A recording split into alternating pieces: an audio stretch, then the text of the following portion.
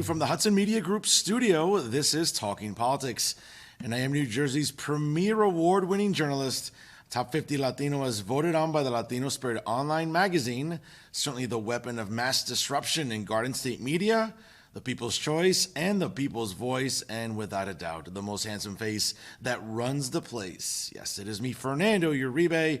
Happy October, everybody. Again, we're moving along during the fall season, and there's always a lot to discuss, so let's get started.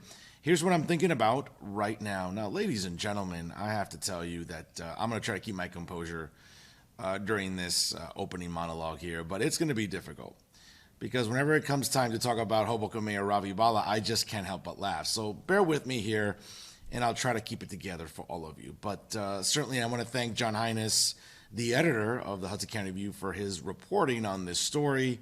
And I have to tell you, as I'm reading this here, it seems that the mayor of the Mile Square City had a poll going this past weekend, which, by the way, it was nice to run into him at the Hoboken Arts and Crafts Festival, as I got to see him from a little bit of a distance and just wave hi at him and just say, "Hey, Ravi, it's Fernando Uribe. What's going on?" And just smile. And you can only imagine the look on the mayor's face, to say the least. But in any event here, over the weekend, the mayor attempted to, accumulate some polling data as to favorable and unfavorable numbers coming up into next month's city council races, as well as a potential primary run in the 8th Congressional District against the incumbent U.S. Representative Robert Menendez, Jr.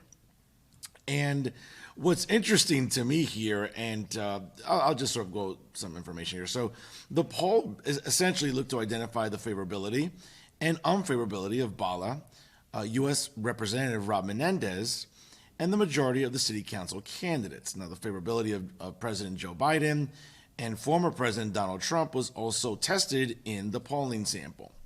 Now, 3rd Ward Councilman Michael Russo is expected to win handily against first-time candidate Ed Reep, a Republican data analyst, while 4th Ward Councilman Ruben Ramos is running unopposed. Now, both are indeed potential mayoral candidates in 2025, and voters were asked to rate their performances in office up to date, along with the races where Bala has endorsed candidates in the 1st, 2nd, 5th, and 6th wards. A spokesman for the mayor did not respond to an inquiry about the polling. What else is new? Since does anybody ever really do their job at City Hall? Does anybody ever answer a phone?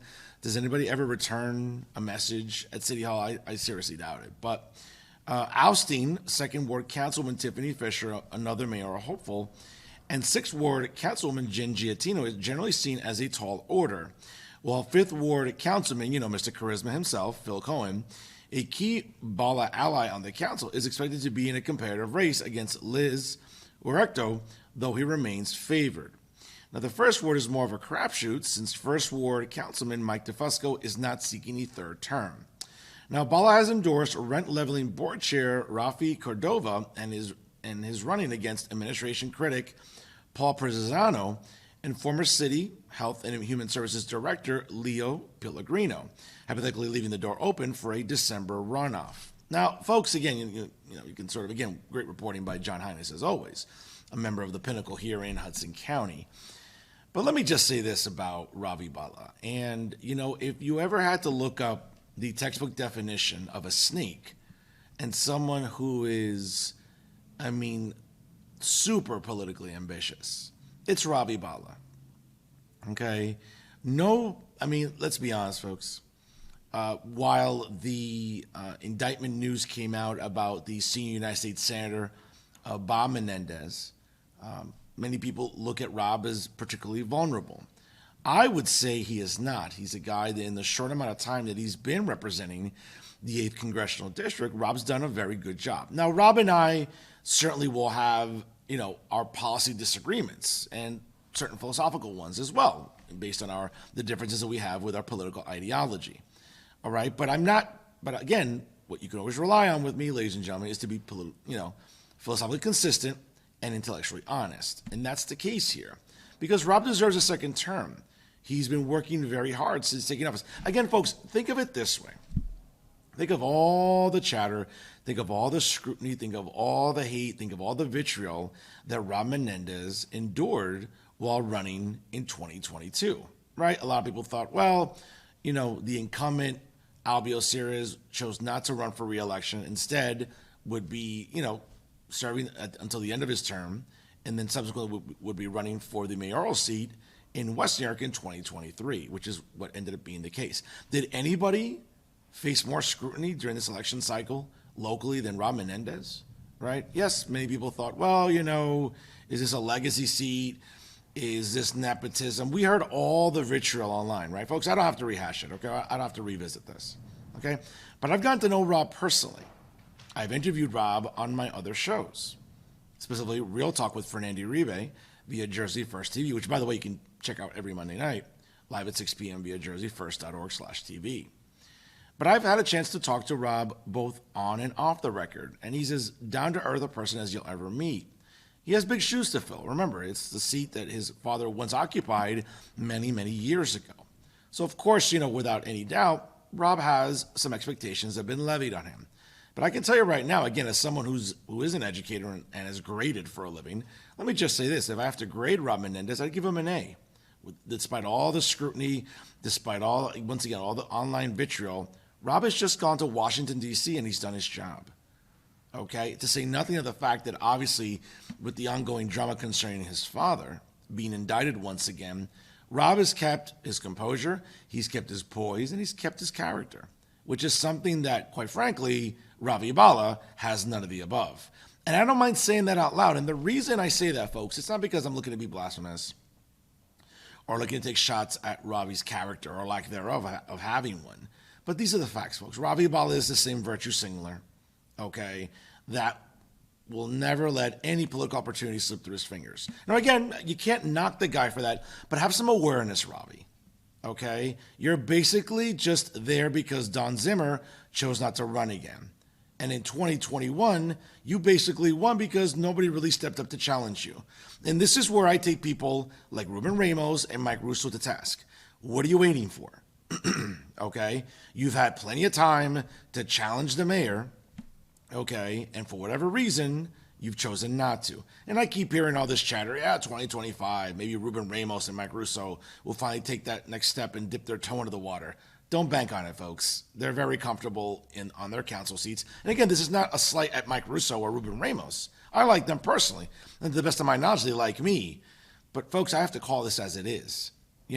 If Ravi's not too worried about pronouns instead of property taxes, okay, he's more worried about, I don't know, the rats in City Hall than he is the rats that are like walking the streets of the city of Hoboken, then I don't know what to tell you. I would have loved to see what the polling sample was. Because when it comes to favorability and unfavorability about Ravi Bala, folks, there's nothing favorable about him. And let me add this as well. And I don't really care how this sounds. In a predominantly Hispanic district, I'd like to know, for the most part, that my representative in Congress, specifically in the House of Representatives, is a reflection of pretty much the constituents that he is legislating for. No offense, Ravi isn't that, okay? A Sikh Indian over Hispanic in a predominantly Hispanic district? Yeah, that's not going to fly with me, and that's not going to fly with a lot of other people. Oh, I'm sorry. Is that racist? No, it's not. Is it bigoted? No, it's not. What it is, it's truthful. Now, people don't like to hear the truth these days, and it's not very popular, especially for those on the left. And to say nothing of the fact, folks, that, of course, the Lollipop Guild in Hoboken will defend Ravi to the death, right? We all know who they are, right? The charisma vacuum that is Phil Cohen, right? The wacky Emily Jabor, as well as Joe Quintero. Again, all members of the Lollipop Guild that will just carry buckets of water for this sad-ass administration in Hoboken, okay? I'd love to see the aforementioned lose their jobs on Election Day, but chances are they probably won't, since they have some favorabilities there. And for whatever reason, in their ward, constituents think highly of them. I don't know why, but, sort of baffling to say the least. But having said that, let's get back to Ravi Bala. Who's going to support Ravi Bala? It's not going to be anybody in the HCDO. It's not going to be Mayor Stephen Fulop. It's certainly not going to be Union City Mayor and State Senator Brian Stack. It's certainly not going to be North Bergen Mayor Nicholas Sacco, or West New York Mayor Albio Sires, or Weehawken Mayor Richard Turner, or even Bayonne Mayor Jimmy Davis. So where exactly is Ravi going to get support from? Like every Sikh Indian in Hudson County or anybody with a trust fund? or anybody with deep pockets, that's not going to fly, and that's not going to be enough in Hudson County. Now, if Robbie's made some phone calls to people statewide, I'd love to hear who they are, because I can't imagine for a minute that State Chairman Leroy Jones or the Emperor himself, Phil Murphy, would even endorse Ravi Bala. And to even make matters worse, this is a guy who is so transparent in his virtue signaling. Okay? Ravi's more concerned with repainting sidewalks or crosswalks during Pride Month, which again, folks, and by the way, to say nothing of the fact of the exchange we had on Twitter over the summer during Pride Month, because God forbid someone like me would call out, the LGBTQ community in Hoboken, because they are the most privileged minority that there is. Okay? It seems to me that, you're better off being a member of the LGBTQ community than being a veteran, because you'll certainly get much more coddling and much more attention otherwise. But you know what? People like Ravi Bala, Emily Jabor, Phil Cohen, and Joe Quintero don't like hearing that. Or the rest of the residents in Hoboken that subscribe to the same nonsense that Ravi Bala does. And this is a guy who thinks he's going to challenge Rob Menendez in a primary next June. Robbie can raise all the money he wants. He can send out all the flyers he wants. He can do all the little ads on social media. He can have all his little minions at City Hall who are pretty much sitting around doing nothing. Okay? It's not like they ever pick up a phone or ever really have office hours there at City Hall in Hoboken. But the fact is this. Ravi Bala thinks some way, somehow, that he's going to challenge Rob Menendez in June. I hope he does, because I want to see Ravi Bala get smoked. The way the New York Giants defense has been smoked since the season started, you can expect Ravi Bala to suffer the same fate. The only difference is, at least with the New York Giants, they're trying to remedy and at least get it right. Ravi Bala, yeah, you can't say the same either, bro. But we'll see. It's a long election season. It's many, many months until June 2024, when the Democratic primary in the 8th Congressional District will take place. We'll see what happens, but you know what? I'm sticking with Rob Menendez. He's a guy who's represented us here in the 8th Congressional District, and sure, I can have plenty of disagreements with Rob, but the one thing we cannot disagree about, and one thing I won't disagree about, is his effort and his investment with the community. That cannot be disputed. As far as Ravi Bala and how much of an opportunist he is, that can certainly be disputed. And let's be honest, folks, we can really expose it all day long. And that's what I'm thinking about right now. And now some local stories for your consideration. Let's stay in the city of Hoboken. And once again, thank you to John Hines for his reporting on this story. And while I kept my composure during the opening monologue, I don't know if I can do it here. But I'll try, though, folks. And apparently, Hoboken 5th Ward Councilman Phil Cohen will be receiving the support of the Hotel and Gaming Trades Council.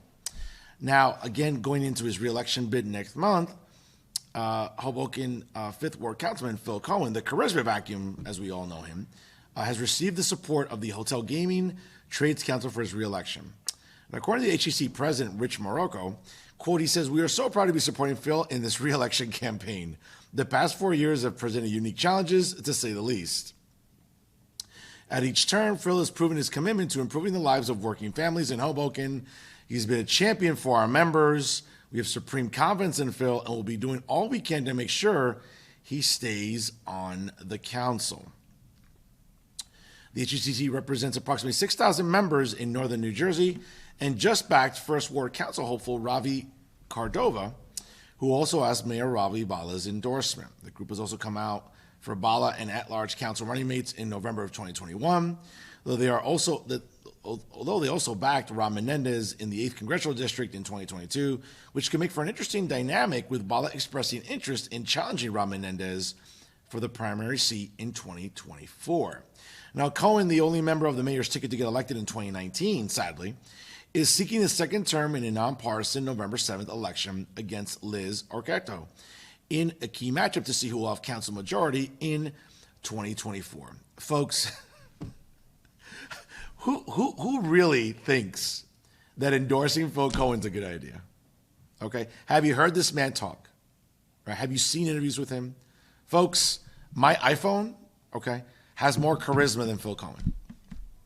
Okay, to say nothing of the fact that Phil Cohen's another virtue signaler, okay, and another, progressive in Hoboken that seems to be more concerned with, again, just like Ravi Bala, in the mayor's office seems to be more concerned with pronouns than property taxes. He seems to be more concerned with, are we going to have a resolution passed to make Hoboken a sanctuary city for banned books, as opposed to looking at the flooding conditions in Hoboken? Well, I don't know. Or is it maybe trying to address, I don't know, maybe the fact that he knows he works with rats in City Hall, but isn't concerned about the rats that are infesting the Mile Square City? Again, this is who the HCC looks to endorse in 2023. Folks, let's be very honest. Again, Phil Cohen has to be one of the luckiest people in Hudson County political history. Okay? This is a guy who, let's be very fair, had the incumbent chosen not to run again in 2019, Phil Cohen would not have had hope and prayer to even get elected. But that's who he is. And again, I'll give him all the credit in the world. You seize an opening, you go for it, and make the most of it. I will not defecate on anybody for doing that. What I will defecate on, very conclusively, again, is the amount of virtue signaling that Phil Cohen likes to subscribe to. Now, why the HCC feels that he's a good candidate to endorse is beyond me. I don't know. But if there's anybody that, quite frankly, and this is the question too, I mean, I'm sort of looking at the endorsement here. This is a good one here. He has been working hard and has been a champion, for our members, right? He's a guy that has supposedly, they have confidence in, and he's been, looking to improve the lives of working families in Hoboken. In what world is that even possible? What has Uncle Phil done to improve the working lives, the lives of working families in Hoboken? Let's be very honest, folks. Okay? As Hoboken continues to experience flooding, he'll go along with the mayor and just the utter stupidity that we need more parks and more murals. Yes, a lot of good murals and building more parks is done to stop the flooding or to fix the pipe problems in the city of Hoboken. But yet, again, this is the type of nonsense that Phil Cohen subscribes to. He'd rather sit there, wave his finger at you, be sanctimonious, and talk about, oh my God, how bad the LGBT community has it right now in New Jersey or in Hoboken, or making sure that banned books are having, or you know what, even this one, or even trying to make sure that there's drag queen story time at the Hoboken Public Library. See, these are the things, folks, that Phil Cohen prioritizes. This is the nonsense that Phil Cohen will stand up for and say, this is what's really important. Again, ladies and gentlemen, and Robbie's just as guilty, Emily Jabor is just as guilty, and so is Joe Quintero. This entire Lollipop Guild of clowns, okay, would rather lecture you about, oh my God, how important it is to make sure that we refer to people by the correct pronouns than fixing property taxes in Hoboken. To make sure that we're not developing any additional buildings in the city of Hoboken when we all know that Hoboken continues to get flooded. But yeah, you know what? Let's give developers as many tax breaks as we can. Yes, because that's what's really important for Hoboken. Or the idea that, you know what? You're not allowing businesses to flourish in Hoboken. And let's be honest, even after COVID, okay, Washington Street is but a mirror image of what it once was.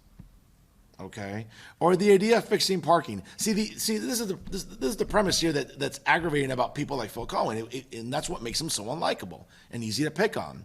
Phil, you're more concerned with murals and building more parks than fixing the parking problem in Hoboken.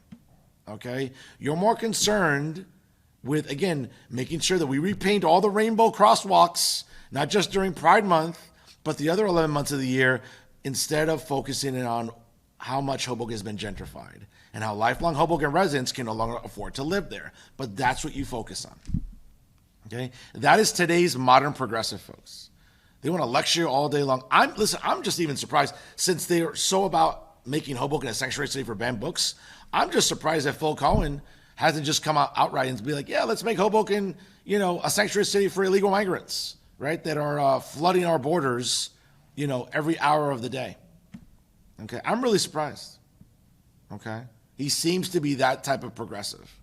Okay, he seems to be the guy that will, get triggered about anything that's even remotely anti-Semitic, which sometimes maybe things aren't always anti-Semitic, but believe me, he's one of those guys. Trust me, he'll be sure to remind you if something's anti-Semitic. Trust me on that one. But again, ladies and gentlemen, listen, the HCCC can go endorse whoever they want, but let's be very fair, folks.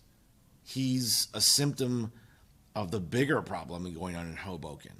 Like I said, folks, you want to stay woke, that's all well and good, but as people are going broke, as people can't afford groceries, as people can't afford gas, hey, coddling gay people and making sure that we have more murals and making sure that we have more parks instead of anything else, that's the priority in Hoboken, folks. And that's why Hoboken continues to be a disaster. It doesn't seem to be any relief coming anytime soon.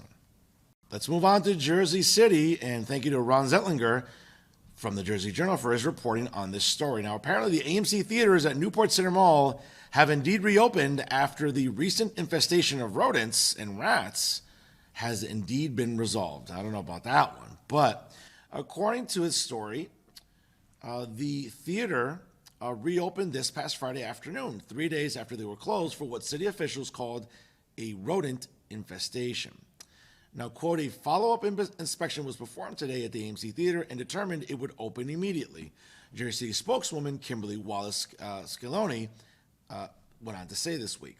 Now, the theater goer posted a photo on social media of a rodent scurrying down the aisle of one of the 11 theaters at the mall over the weekend and told the story that he left one of the theaters because of the critter, only to find another one in a different theater. Now, the reopening Friday came, quote, following extensive cleaning and work by a third-party pest control expert, according to a spokesman from AMC Theaters, calling the initial reports of the reason for the closure, quote, inaccurate.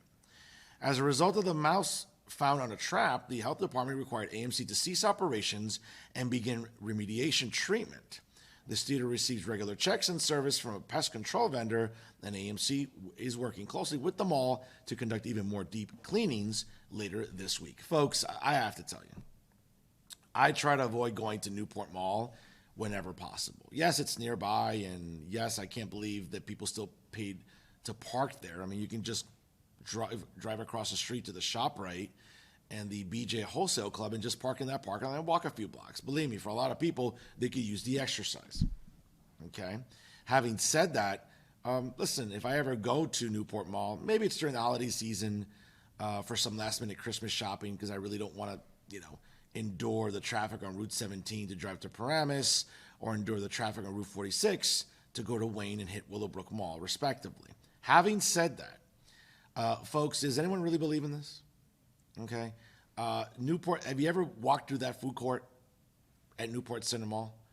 Folks, I would rather starve the rest of the day than even touch a utensil in the food court, much less the AMC theaters. And it's a shame because when we think about the AMC theaters, we think about all the nice theaters, all the nice dining theaters, like in Clifton, New Jersey, like in Paramus, like in other parts of New Jersey, even near Willowbrook Mall in Wayne, even the AMC theaters in Manhattan. But folks, if you can avoid the AMC theaters in Jersey City, I ask you, I implore you to do so. Now, listen, I'll take AMC theaters at face value. I'll take the city of Jersey City at face value that they have, continued to work together to make sure that this infestation doesn't continue. Because, folks, let's be honest, 3 years after COVID, when movie theaters were shut down and we pretty much were streaming everything from our homes, it is kind of nice to go back to a movie theater and catch a film with a significant other or a bunch of friends or your parents or whoever. And the last thing you need when you're sitting down to watch a movie is to see a rat walking around or multiple rats. So let's hope this is the last we'll ever hear of a rodent infestation in AMC theaters in Newport Center Mall, but chances are it probably won't be. In statewide news, and again, certainly a very Hudson County flavor to this story, and once again, shout out to Sophie Nieto Munoz, that smoke show working for the New Jersey Monitor, man. Whenever you get to see her on TV, let me tell you, folks, it's worth the few minutes to just look at her, boy. I'll tell you, smoke show central there at the New Jersey Monitor. But her reporting this week indicates that the Menendez trial coming up for corruption charges is set for May the 6th, approximately 1 month before the 2024 primaries. The judge overseeing U.S. Senator Robert Menendez federal corruption case has set his trial date for May the 6th, less than a month before Menendez is slated to go before voters to seek a new term during the Democratic primary. Meanwhile, federal prosecutors have gone on to say, they quote, they have a voluminous trove of documents, including classified material, that they're concerned about how much time it will take for them to sift through it. Now, the revelations came Monday in a federal courtroom in Manhattan during a hearing in the wide-ranging corruption case. Now, Menendez, a incumbent Democrat, is accused of accepting hundreds of thousands of dollars, including gold bars and a luxury car, in bribes in exchange for his political influence. Now, this is the second time Menendez has been charged by federal prosecutors with taking bribes. His first corruption trial ended in a hung jury in 2017. Now, Menendez was permitted not to appear in court Monday, but his wife Nadine and the three men accused of bribing him, Will Hanna, Fred Davies, and Jose Uribe, were all present with their attorneys. Now, the five co-defendants pled not guilty at their first court appearance last week and were released on bond. Neither of the defendants nor their attorneys spoke to reporters outside the courtroom this past Monday. Now, folks, this is a very interesting case here, and certainly, listen, if you believe in the presumption of innocence, which we're all entitled to under the Constitution, then we have to believe it for everybody. It's not political. It's not something that suits your narrative. You either believe in due process and you believe that you are innocent until proven guilty, then that applies no matter what letter stands to your name based on political party, okay? If we're going to demand that the 45th president of the United States, who right now has been indicted and is awaiting trial in different states, well, he's entitled to the presumption of innocence, and so is Bob Menendez. I get it. It looks really bad for him, and without a doubt, that's why you go to court. That's why you have legal representation. That's why, consequently, you'll go to a trial and see what a jury decides. They decided in 2017. We'll see what they decide in 2024. It's not the best of timing for U.S. Senator Bob Menendez, as he's looking to win a primary, which already has one declared candidate, and that's U.S. Representative Andy Kim. We'll see what happens, again, in the following months, folks, but without a doubt, it's certainly a story to keep an eye on. And once again, thank you to The Smoke Show from the New Jersey Monitor, Sophie Nieto Munoz, for her reporting on this story. Folks, before we call it a day here, it is October, and as you all know, I'm very dedicated to the American Cancer Society during Breast Cancer Awareness Month, which is indeed every October. And I'm proud to remind you that coming up on Thursday night, October the 26th, at the world-famous Lolita's located in North Bergen along River Road, I'll bring you the 2023 edition of Your Professor's Quest to Save Breasts. I'll be sharing more information the entire month of October here on this program, but mark it on your calendars for 7 p.m. Thursday night, October the 26th. We'll have drink specials, happy hour appetizers, obviously there, dinner opportunities, raffles, great music by DJ Ziggy Roman, and I'll be joined by my amazing co-hosts, Vladimir Carrero, Sandra Ramirez, Courtney Gilroy, and Christina Kostovsky, as we'll be doing our part to help defeat breast cancer on Thursday night, October the 26th. We're doing our part to help defeat breast cancer once and for all. So once again, join us, and all proceeds will benefit the American Cancer Society and making strides against breast cancer. And that's our show for this week. Once again, to check out all the excellent programming brought to you by the leader in independent media right here in Hudson County, the Hudson Media Group, please check out their websites, www.hmgtvshows.com, as well as www.livestream.com/hmgtv. Don't forget to like the Hudson Media Group on Facebook, as well as liking Talking Politics with Fernando Uribe as well. Make sure you follow them on Instagram and Twitter, as well as myself at the Fernando Zone. It's the same handle on both platforms. And of course, ladies and gentlemen, make sure you subscribe to the Hudson Media Group on their YouTube page. It takes 2 seconds. Subscribe, and you'll get all the notifications for all their outstanding programming as it becomes available. Always remember, ladies and gentlemen, if it's unbiased, unfiltered, and unafraid, it's always Talking Politics right here with the Hudson Media Group. I am New Jersey's premier award-winning journalist, Top 50 Latino, as voted on by the Latino Spirit online magazine, the weapon of mass disruption in Garden State media, and without a doubt, folks, the people's choice and the people's voice, and of course, the most handsome face that runs the place. Yes, it's me, Fernando Uribe, folks, saying thank you so much for watching, and thanks for stopping by.